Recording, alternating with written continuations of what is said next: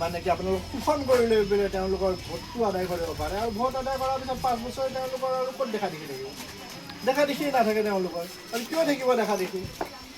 থাকিবই কিয় দেখাই দেখি যদি 20-25 কোটি টকা খৰচ কৰি ইলেকশ্যন জিকিব লগা হয় 5 বছৰ সেইখিনি টকা উঠাব লাগিব ন আৰু আপোনালোকে সুধিব লাগে যে আপুনি যে ইলেকশ্যন খেলিব আহিছে ক'ত পাইছে এইখিনি টকা কাৰ পৰা আনিছে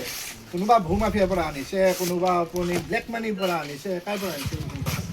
হয়নে যেতিয়ালৈকে আপোনালোকে নুসুধিব তেওঁলোকে ভয় খাই নাথাকিব আৰু তেওঁলোকে ভয় খাব লাগে আপোনালোকে তেওঁলোকক ভয় খাব নালাগে বিধায়ক শুড বি ইয়ৰ ফ্ৰেণ্ড বিধায়ক এজন আপোনাৰ বন্ধু হ'ব লাগিব যাতে আপোনাৰ ৰাস্তা বেয়া হ'লে আপুনি ফোন কৰিব পাৰে যে বিধায়ক ক'ত আছে মোৰ ৰাস্তাটো বেয়া হ'ল বিধায়ক ক'ত আছে মোৰ কাৰেণ্টটো নাই হয় নহয় নাই বিধায়কক ৰাস্তা ভাল কৰিব হ'লে আপুনি কি কৰিব লাগিব প্ৰেচিডেণ্টক ক'ব লাগিব ছেক্ৰেটাৰীক ক'ব লাগিব পিএক ক'ব লাগিব এনেকৈ কৈ ঘূৰোঁতে ছমাহৰ পিছত সি চাগে খবৰটো পাব তাৰপিছত কাম কৰোঁতে আৰু ছমাহ 1 বছৰ লাগি যাব আমাৰ 48 ঘণ্টা